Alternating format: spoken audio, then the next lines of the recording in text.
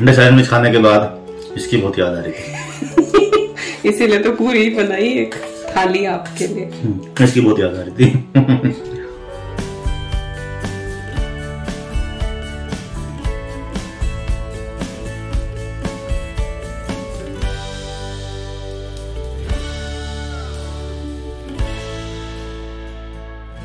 Hi everyone, नमस्कार, सलाम, सत श्री अकाल. Welcome back to Deeps All in One channel. I hope you all are doing really well. आज के ब्लॉग की शुरुआत कर रही हूँ ब्रसेल्स के खूबसूरत नज़ारों के साथ. कुछ क्लिप्स विकास ने रिकॉर्ड करी हैं. पूरा ब्लॉग उन्होंने नहीं बनाया इस बार क्योंकि काम बहुत ज़्यादा था और बहुत बिजी थे. लास्ट टाइम जब आए थे तब उन्होंने पूरा ब्लॉग रिकॉर्ड किया था और आप सबको वो बहुत पसंद आया था. इन केस आप चैनल पे नए हैं और आपने वो व्लॉग नहीं देखा या एनी हाउ आपने वो व्लॉग मिस कर दिया है तो मैं लिंक दे दूंगी डिस्क्रिप्शन बॉक्स में. If you are interested you can check it out. बहुत ही ब्यूटीफुल इंफ्रास्ट्रक्चर है. खाने पीने की बात करें तो ब्रेकफास्ट और लंच बिल्कुल भी पसंद नहीं आ रहा था. वहाँ पे विकास को काफ़ी स्ट्रगल कर रहे थे क्योंकि वो कॉन्फ्रेंस की तरफ से ही हो रहा था और कोल्ड सैंडविच वगैरह उनको वहाँ पे मिलते थे. लेकिन 2 दिन बाद उन्होंने स्वर्ण भवन ढूंढ लिया था तो 2 दिन बाद से उनको डिनर सेटिस्फाइंग मिलना शुरू हुआ. तो वो लोग कॉन्फ्रेंस में नहीं करते थे. जो भी इनके टीम मेंबर्स थे, जितने भी इंडियन थे, ये लोग स्वर्ण भवन आ जाते थे और वहाँ पे खा लेते थे. तो हफ्ता भर उन्होंने खूब साउथ इंडियन खाया है और डिनर जो है वो उनका सेटिस्फाइंग हो जाता था. पूरे दिन की जो मशक्कत रहती थी या मच रहती थी कि अच्छा खाना नहीं मिला, वो शाम को सब सही हो जाता था. और ये जो क्लिप है ना, तब लास्ट टाइम विकास आए थे उन्होंने तब भी रिकॉर्ड करी थी लाइक इस जगह की क्लिप, लेकिन तब बारिश हो रही थी. और आज चमचमाती धूप में जब मैंने भी ये सारी चीज़ें देखी एडिटिंग करते हुए तो they were looking so beautiful. Literally Brussels का जो इंफ्रास्ट्रक्चर है वो बहुत ही ज़्यादा सुंदर है. कुछ एक कमेंट आए थे मेरे पास कि ब्रसेल्स क्या है. तो ब्रसेल्स जो है वो बेल्जियम की राजधानी है. एक यूरोपियन कंट्री है बेल्जियम.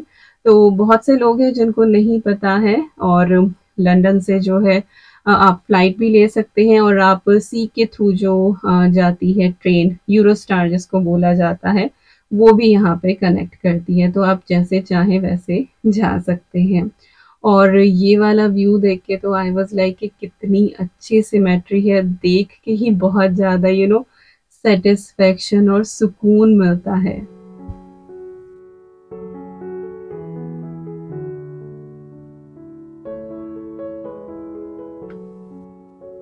तो चलिए वापस आ जाते हैं शेफील्ड. और मेरा आज ब्लड टेस्ट था और काफ़ी सारे टेस्ट मेरे लाइक एक बार में ही वो काफ़ी सारा ब्लड ले लेते हैं और मेरे काफ़ी सारे टेस्ट होते हैं. क्वार्टरली मेरा थायराइड का होता ही होता है, बट अब जैसे बीपी का भी थोड़ा चल रहा था तो उसके ऊपर भी ये लोग काफ़ी ध्यान दे रहे हैं. और साथ ही जैसे लिवर फंक्शन, किडनी फंक्शन, क्योंकि हाई बीपी की वजह से काफ़ी कुछ हो जाता है. हालांकि अब मेरा बीपी बिल्कुल कंट्रोल में है. मेडिकेशन मैं ज़रूर ले रही हूँ. तो ये वो दिन है जिस दिन विकास की घर वापसी होने वाली थी और सुबह से ही मेरा बहुत ही ज़्यादा बिजी स्केड्यूल था. तो सुबह सुबह मेरा ये डॉक्टर अपॉइंटमेंट था. इसके बाद मैं गई थी मार्केट और काफ़ी सारा सामान लेकर आई थी. और ये क्लिप वापस से ब्रसेल्स की है क्योंकि विकास निकल चुके थे. यहाँ से वो लेंगे ट्रेन यूरोस्टार जो मैं बता रही थी सी के थ्रू. उन्होंने फ़्लाइट नहीं ली थी. इट इज़ मच ईजियर और कन्वीनियंट रहता है काफ़ी. तो ये ब्रसेल्स से लंदन तक की है और फिर लंदन से वो शेफील्ड तक जो यहाँ की नॉर्मल ट्रेन होती है उससे आएंगे. तो टोटल अगर ट्रैवलिंग टाइम लगाएं तो 7 से 8 घंटे ब्रसेल्स से शेफील्ड तक लग ही जाते हैं. लंदन तक यूरोस्टार और लंदन के बाद शेफील्ड तक जो यहाँ की नॉर्मल सर्विस होती है ट्रेन की वो. तो बस विकास यहाँ पे बैठे थे और इस टाइम पे मैं बाहर शॉपिंग कर रही थी. ग्रोसरी का भी कुछ एक सामान लेना था और कुछ एक सामान मैंने घर का भी लिया है जो अभी आपको मैं दिखाऊंगी. And I was so happy with my shopping. तो यहाँ पे जो मैट होता है ना जिसके डिश ड्राइंग मैट, तो इसको मैं सुखा देती हूँ जैसे ही मेरा ये डिश ड्रेनर खाली होता है क्योंकि गीला होता है ना तो कई बार स्मेल आने लगती है. तो जब भी मौका मिलता है तभी मैं इसको सुखा देती हूँ. तो बाहर से लाई हूँ, लगा दिया है और अभी आपके साथ शॉपिंग शेयर करती हूँ. तो होम बार्गेन्स पे ऑफर चल रहा था इन प्लेट्स का. ये आजकल इस तरह की जो प्लेट्स हैं वो बहुत ट्रेंड में है। ब्लू कलर में बहुत ज़्यादा चल रही है, डार्क ग्रे में, सिल्वर ग्रे में इनमें काफ़ी चल रही हैं ये। और इनके जो किनारे हैं ना थोड़े से उठे हुए होते हैं। कई बार होता है ना कि जैसे आप चावल खा रहे हैं तो फिर आपको दूसरा हाथ भी लगाना पड़ता है कि कहीं स्पून से वो गिर ना जाए। इसके किनारे होते हैं ऊंचे उठे हुए, तो काफ़ी सही रहता है और देखने में भी बहुत ही ज़्यादा सुंदर है। तो इसके जो किनारे हैं वो थोड़े से डार्क हैं, काइंड ऑफ रिम्ड हैं, और वैसे ये डार्क ग्रे के कॉम्बिनेशन में है। एंड यू वॉन्ट बिलीव कि मुझे बड़ी प्लेट का सिर्फ एक ही सेट मिला, ऑफर में था, सब लोग ले चुके थे, सिर्फ एक ही सेट मिला है। इसके साथ ही मैं कुछ मग भी लेकर आई हूँ। बहुत टाइम हो गया था कब खरीदे हुए, आई थिंक बहुत साल हो गए हैं। ये मुझे अच्छे लगे होम बार्गेन पे, और इनके ऊपर जो कोट लिखी हुई है दैट इज सो ब्यूटीफुल।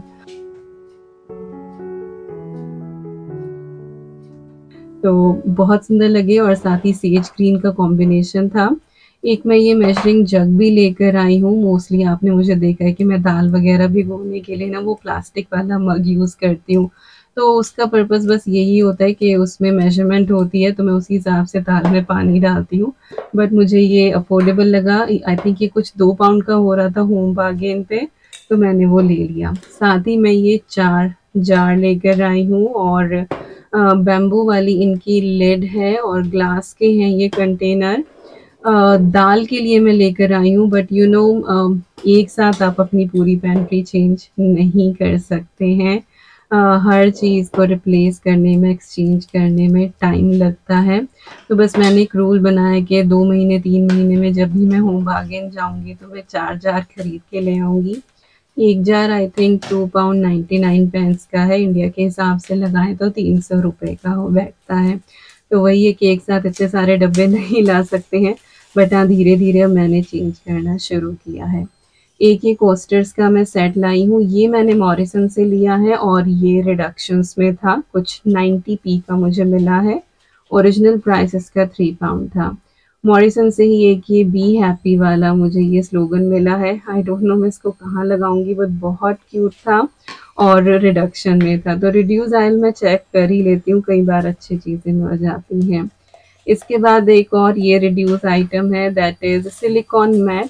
यहाँ पे तो लोग बेकिंग वगैरह में यूज़ करते हैं कि अगर आपको कुकीज़ वगैरह बनानी है और तो ओवन ट्रे में आप इसको लाइन कर लें, तो बार बार आपको बटर पेपर की ज़रूरत नहीं है।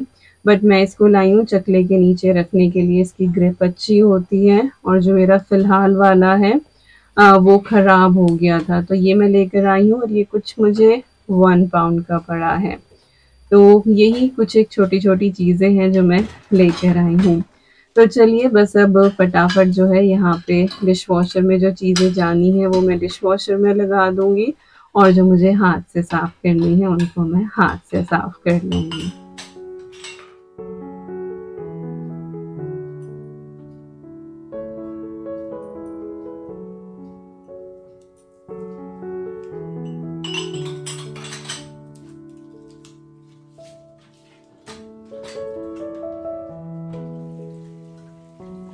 तो यहाँ पे जो ये जार थे ना, ये डिशवॉशर सेफ नहीं थे, इनको हाथ से ही साफ़ करना था, इनके ऊपर इंस्ट्रक्शन लिखी हुई थी। एंड यू वॉन्ट बिलीव कि ये जो दाल के लिए डब्बे हैं ना, लाइफ में मैंने पहली बार अपने घर में दाल के लिए जार या डिब्बे खरीदे हैं। It is such a journey buying these one. तब हम यूके मूव हुए थे, या दिल्ली से ही बताऊं तो जब दिल्ली थे तो हमारे एक अंकल थे, उनकी दुकान पे टॉफ़ियाँ वगैरह आती थी, जो टॉफ़ियों के डिब्बे होते थे। तो मम्मी जैसे कुछ भी देती थी तो वो उनमें दे देती थी, क्योंकि अंकल के यहाँ से वो डिब्बे आ जाते थे। तो दिल्ली मेरे पास सारे जार जो थे वो वही वाले थे। और उसके बाद जब हम लोग यहाँ यूके आए, ऑब्वियसली स्टूडेंट थे, इतनी ज़्यादा कुछ इनकम भी नहीं थी, इतना ज़्यादा इन्वेस्ट नहीं कर सकते थे। तो दही के जो डब्बे आते थे ना प्लास्टिक के, उनको मांझ के मैं रखती थी, उनमें मैं दाल स्टोर करती थी। ट्रांसपेरेंट प्लास्टिक की लिड आती थी उनके ऊपर लगी हुई। उसके बाद जब हम, जो इससे पहले वाला घर था, हम उस घर में जब आए तो वो कुकी वाले बॉक्स थे जो आप अभी भी देखते हैं, जो मैं अभी भी यूज़ कर रही हूँ। तो पिछले 7 साल से मैं वो जार यूज़ कर रही हूँ, तो वो खरीदे हुए नहीं है, वो सब मैं रिसाइकल कर रही हूँ, उनको रीयूज़ कर रही हूँ। पहली बार अब मैं ये कुछ डिब्बे खरीद के लाई हूँ। तो धीरे धीरे लाइफ बदलती जाती है, आप मेहनत करते जाते हैं और चीज़ें जो है वो आपके घर में ऐड होती जाती हैं। बट जो फ़िलहाल के मेरे प्लास्टिक के डब्बे हैं, ऐसा नहीं कि मैं उनको फेंक दूँगी। ये तो धरती माता के ऊपर अत्याचार है कि आप अपने घर से निकाल के कि प्लास्टिक यूज़ नहीं करनी है, माता के ऊपर आप उसको डाल दें कि धरती माता बोझ उठाएँ उसका। तो मैं उनको रिपर्पज़ करूँगी और मैं प्लांट्स वग़ैरह जो हैं वो लगा दूँगी उनके अंदर, बाहर उनके ऊपर स्प्रे पेंट वग़ैरह करके। तो ऐसा नहीं है कि आपको अपने घर से जो है वो प्लास्टिक निकालनी है तो निकाल के आप उसको प्लैनेट के ऊपर डाल दें। आप उसको रीयूज़ करें जितना आप उसको कर सकते हैं।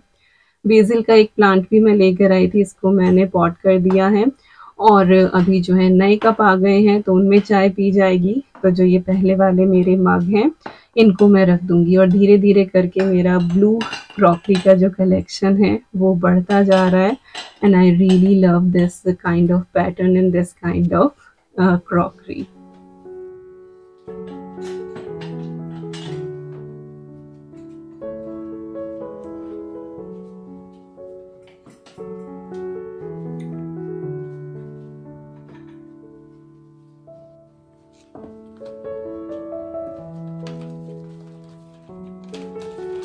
बच्चों के साथ अकेले शॉपिंग करना, ओह माय गॉड! पहले तो मुझे डॉक्टर के यहाँ जाना था, फिर शॉपिंग करनी थी और शॉपिंग भी 2-3 जगह से मुझे करनी थी, तो काफ़ी दिक्कत हुई मुझे अकेले बच्चों के साथ। साहब के साथ जाती हूँ तो मैनेज हो जाता है। तो यहाँ पे फेरेरो रोशे जो है वो अदवी ने जिद करके लिया है क्योंकि उसकी ये फेवरेट है और बनता भी है उसका, बर्थडे पे ही उसको मिली थी, उसके बाद से अब तक नहीं लाए थे। तो वो मैंने जार में करके रख दी है, वो खाती रहेगी। इस टाइम पे साहब का फ़ोन आ गया था कि वो लंदन पहुँच चुके हैं और वहाँ से शेफ़ील्ड के लिए ट्रेन में बैठ चुके हैं। तो एक तसल्ली सी हो जाती कि चलो ठीक-ठाक पहुँच गए। तो यहाँ पे मैं उनके लिए अच्छा-सा खाना बनाने वाली हूँ और 3 सब्जियाँ मैं तैयार करूँगी। तीनों की तीनों जो हैं वो लौकी से बनने वाली हैं। और आप यकीन नहीं करेंगी, ये लौकी साहब के जाने से पहले हम लोग टेस्को से लेकर आए थे और जब मैंने निकाली ना फ्रिज से, मुझे डर ही लग रहा था कि कहीं ये खराब ना हो, मोटे-मोटे बीज ना हो, बट ये अभी तक फ्रेश है, more than a week but still fresh. तो साहब को ये खानी ही थी, तो वो होता है ना कि दाने-दाने पे लिखा है खाने वाले का नाम, तो उनको लौकी ये खानी ही थी। मोटा-मोटा मैंने इसका छिलका उतारा है पर्पज़ली क्योंकि मैं छिलकों का भी इस्तेमाल करने वाली हूँ। आधी लौकी को मैंने बिल्कुल बारीक-बारीक कट कर लिया है और साथ ही मैंने यहाँ पे एक बिग साइज़ की अनियन थी, उसका मैंने आधा पोर्शन लेके उसको मैंने यहाँ पे फाइनली चॉप कर लिया है।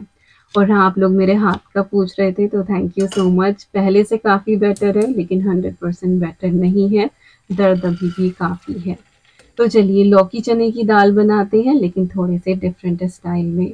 दाल को मैंने दोपहर ही भिगो दिया था, 2 लैडल भर के ये दाल थी, लगभग हाफ कप के करीब और ये अच्छे से फूल गई थी तो वो मैंने प्रेशर कुकर में डाली है। 2 मैंने मीडियम साइज़ के टमाटर लिए हैं, उनको मैंने हाफ वे कट करके ऐड कर दिया है। साथ ही यहाँ पे जो हमने लौकी काटी थी, फाइनली चॉप की थी वो और साथ ही यहाँ पे मैंने जो प्याज़ थी वो भी ऐड कर दी है और फिर धनिया पाउडर, हल्दी पाउडर जो बेसिक मसाले होते हैं वो डाले हैं। थोड़े से खड़े मसाले डालेंगे, 3 लौंग ऐड करी है, 1 दालचीनी, 1 मैंने यहाँ पे बड़ी इलायची ली है और 1 चक्रफूल स्टार अनीस वो ऐड किया है। सॉल्ट डाल देंगे टेस्ट के हिसाब से और इसके बाद मैंने इसमें 1 चम्मच चना मसाला डाला है। चने की दाल में चना मसाला बहुत अच्छा लगता है और जो दाल है ना उसका फ्लेवर एनहांस हो जाता है। 1 चम्मच मैंने यहाँ पे घी ऐड कर दिया है और हल्का-सा चला के हिसाब से पानी डाल के और अब मैं इसको कुक कर लूँगी। 2 से 3 सीटी में ये वाली दाल बिल्कुल अच्छे से डन हो जाती है। तो स्ट्रगल यहाँ पे आपने देखा ही है मेरा कि लिड बंद करते हुए भी थोड़ा स्ट्रगल होता है हाथ से। अच्छा ये छिलके मोटे-मोटे क्यों उतारे थे? क्योंकि मैं इनकी सब्ज़ी बनाने वाली हूँ। तो इस तरीके से इनको लेंथ वाइज़ मैंने लंबा-लंबा कट कर लिया है। 2 मैंने यहाँ पे मीडियम साइज़ के पोटैटोज़ लिए हैं, इनके हम स्मॉल क्यूब्स कट करेंगे।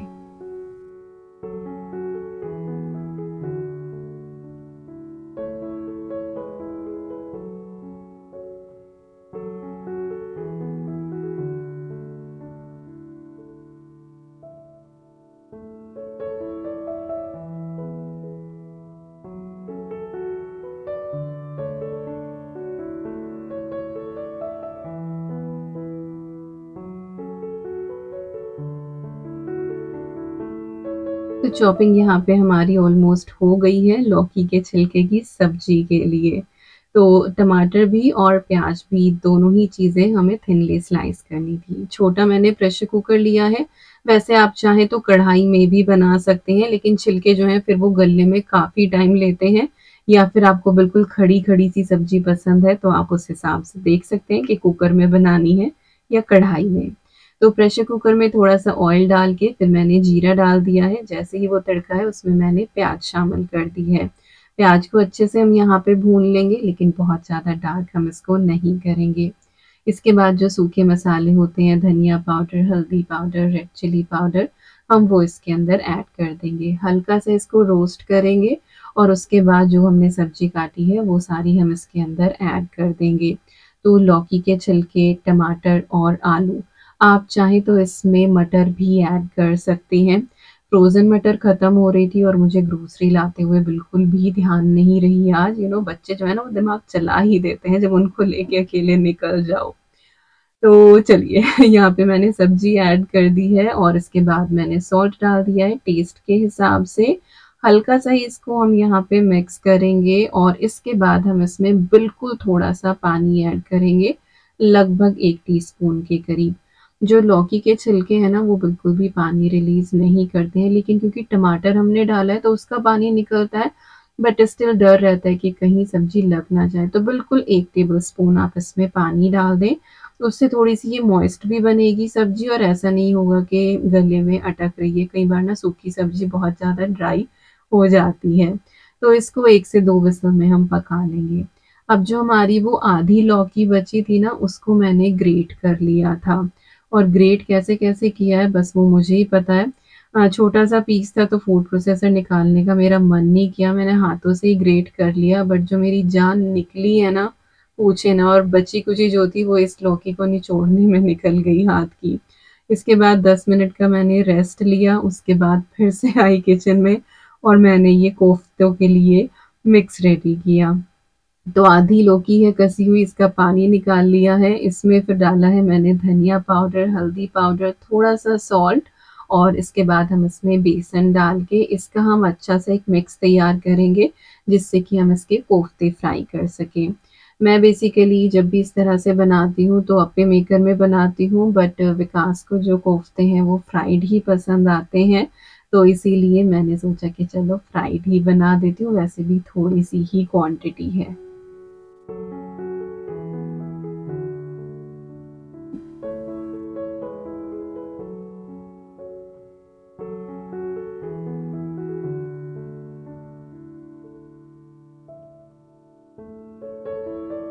तो यहाँ पे मैंने इसको एक बार बाइंड करके देखा है, तो ये अच्छे से बाइंड हो रहा है, और बस इसको इस तरह से मिक्स करते ही आपको इसको फ्राई कर लेना है। अगर आप इसको थोड़ी देर के लिए भी छोड़ेंगे तो फिर ये पानी रिलीज़ करने लगेगा।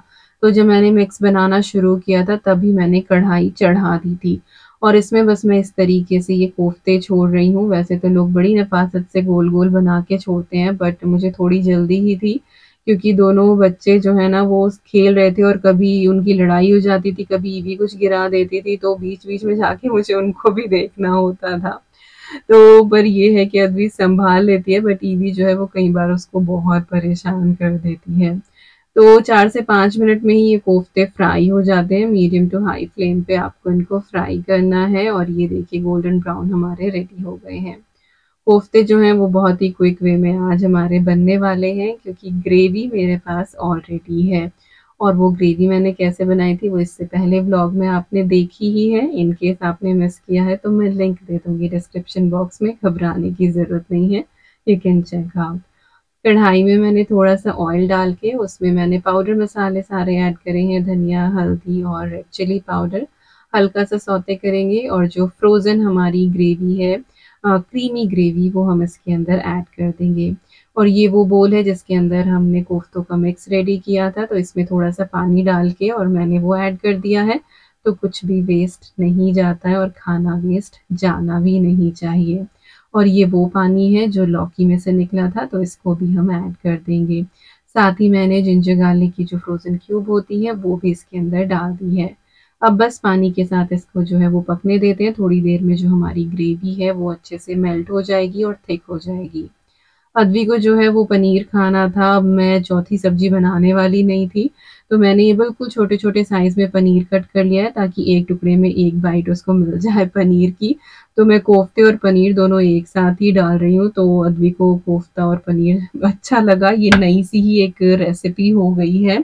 और इसमें फिर मैंने थोड़ा-सा बॉइलिंग वाटर ऐड करा है क्योंकि मुझे थोड़ी-सी ग्रेवी थिक रही लग रही थी, और जब एस्टिमेट हो गया है कि हाँ, इतनी ग्रेवी रहेगी, उस हिसाब से मैंने नमक डाल दिया है, साथ ही थोड़ी-सी कसूरी मेथी इसमें ऐड कर दी है। और बस इसको हम थोड़ा-सा पकने देंगे। अच्छा, ये जो पनीर था ना, ये स्टोर बोर्ड था और मैंने इसको गर्म पानी में नहीं भिगोया था, इसीलिए मैंने शुरुआत में डाल दिया था कि जब तक ग्रेवी हमारी मेल्ट होगी अच्छे से, तो पनीर भी सॉफ्ट हो जाएगा। और जब ये बिल्कुल अच्छे से हो गया, तब मैंने इसके अंदर कोफ्ते ऐड कर दिए हैं और कोफ्ते डाल के बस हम इसको 2-1 मिनट ही कुक करेंगे, इससे ज़्यादा कुक नहीं करेंगे। तो कोफ्ते हमारे पक रहे हैं, सब्जी डन हो गई थी, इसको हम चेक कर लेते हैं।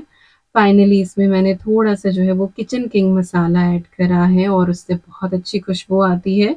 हल्का-सा मिक्स करेंगे, थोड़ा-सा इसमें नीचे लिक्विड है, अगर आप चाहें तो इसको फ्लेम पे रख के इस लिक्विड को जो है वो भगा सकते हैं, इवेपोरेट कर सकते हैं, बट मैं इस सब्ज़ी को ऐसे ही रख रही हूँ, थोड़ी-सी ये मॉइस्ट रहेगी तो बहुत टेस्टी लगती है। अब चलिए, अपनी जो दाल है हम उसको भी चेक कर लेते हैं, तो इसका भी प्रेशर डाउन हो गया है। सबसे पहले जो हमने टमाटर ऐड करे थे उनके हम छिलके निकाल लेंगे क्योंकि ये गलते नहीं हैं। और इसके बाद जो है हम इस दाल को थोड़ा-सा चला के जो ये टमाटर है इनको हम अच्छे से मिक्स कर लेंगे। जो खड़े मसाले हमने ऐड करे थे, इफ यू वांट इस स्टेज पे आप उनको निकाल सकते हैं।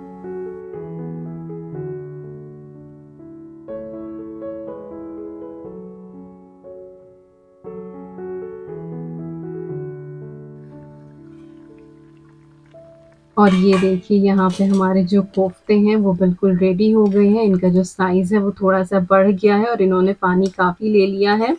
और यहाँ पे आपको ग्रेवी थोड़ी-सी ये पतली लगेगी, but that is completely perfect क्योंकि थोड़ी देर रखे रहने के बाद ये जो कोफ्ते हैं ना, ये सारी ग्रेवी को सोक कर लेंगे। तो कोफ्ते हमारे रेडी हो गए हैं, सब्ज़ी रेडी है, अब हम दाल का तड़का बना लेते हैं। तो मैंने पैन में थोड़ा-सा घी लिया है, उसमें हींग, जीरे का मैंने तड़का लगाया है। जैसे ही जीरा हमारा अच्छे से भुनेगा, फ्लेम हम इसकी ऑफ कर देंगे और उसके बाद हम इसके अंदर रेड चिली पाउडर ऐड करेंगे। बिल्कुल तेज घी में या तेल में अगर आप रेड चिली पाउडर डालते हैं तो फिर वो काला पड़ जाता है और रंग उसका अच्छा नहीं आता है और धसका भी बहुत ज़्यादा हो जाता है। और ऊपर से ये तड़का आप डाल दें, आप चाहें तो इसमें थोड़ी-सी सूखी लाल मिर्च भी डाल सकते हैं इफ यू आर इंटरेस्टेड। और इस दाल में ना हरा धनिया डला हुआ बहुत टेस्टी लगता है, पर मेरे घर में खाते नहीं है तो इसीलिए मैं नहीं ऐड करती हूँ। तो दाल हमारी रेडी है, इसको मैंने कवर कर दिया ताकि थोड़ा-सा जो स्मोक आता है ना वो दाल के अंदर ही रहे।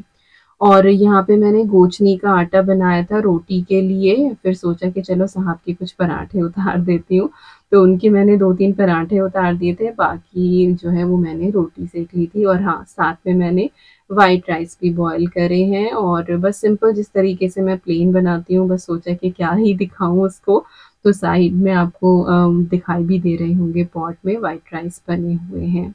और यहाँ पे साहब आ गए हैं, वो अपना नहाने गए हैं और ईवी जो है वो उनके बैग की पूरी इंस्पेक्शन कर रही है कि कहाँ क्या चीज़ है। और ये जो क्लिप है ना वो अद्वी ने रिकॉर्ड की थी।